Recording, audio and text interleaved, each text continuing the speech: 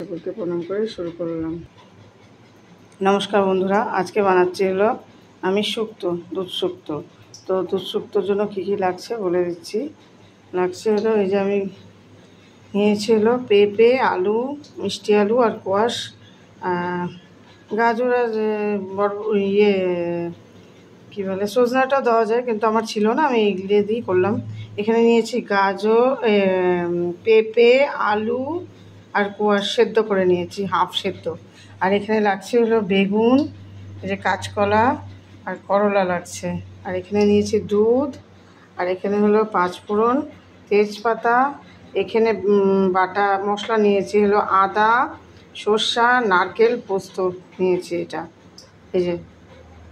আর এটা হলো মৌরি আর রাঁধুনি শুকনো একটু ভেজে নিয়ে ড্রাই করে নিয়ে একটু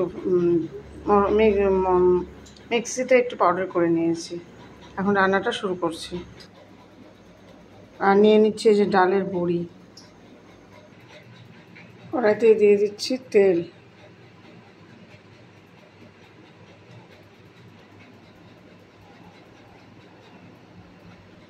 এখন বেগুনগুলো ভাজা করে নিচ্ছি।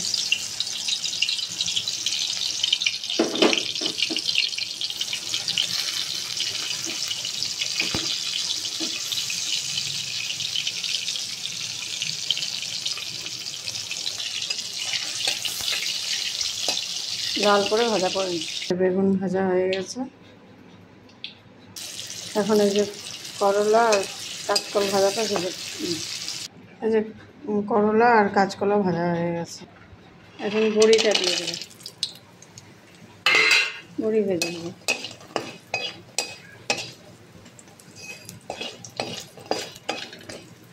এই যে বড়িও ভাজা হয়ে গেছে। এখন কড়াইতে একটু তেল দিয়ে দেবো।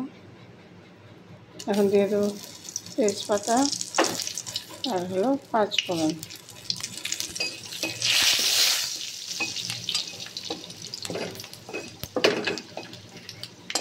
আর এই যে মশলাটা আমি পিষে রেখেছিলাম, আদা, পোস্ত, নারকেল আর সর্ষে, এটা দিয়ে দেবো।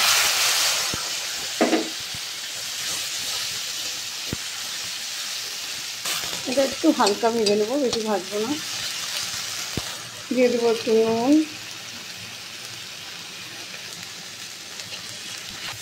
এখন দিয়ে দেবো হলো সিদ্ধ করা সবজিগুলো।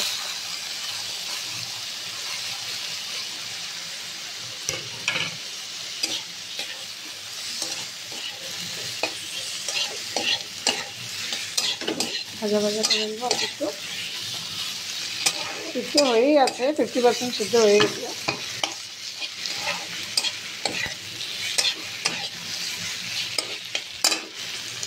এখন দিয়ে দেবো দুধটা।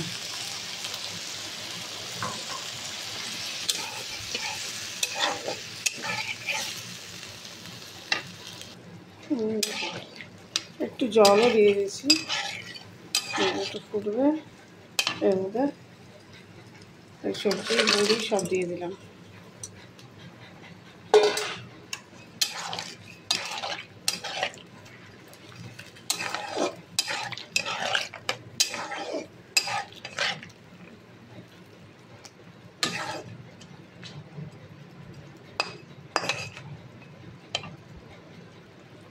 একটু চিনি দিয়ে দিলাম, দিলে টেস্ট হয় শুক্তোটা। আর একটু ঢাকা দিয়ে দেবো। এটা একটু মাখা মাখা হয়ে আসছে। এখন ওই যে মৌরি আর রাঁধুনি বাটা মশলা একটু দিয়ে দেবো, আর একটু দিয়ে দেবো ঘি।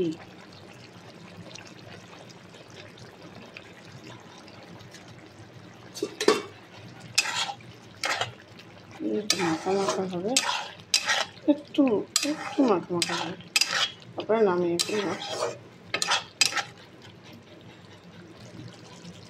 এই যে শুক্তোটা হয়ে গেছে, এখন নামিয়ে ফেলবো। এই যে বন্ধুরা, শুক্তোটা হয়ে গেছে। কেমন হয়েছে জানাবেন।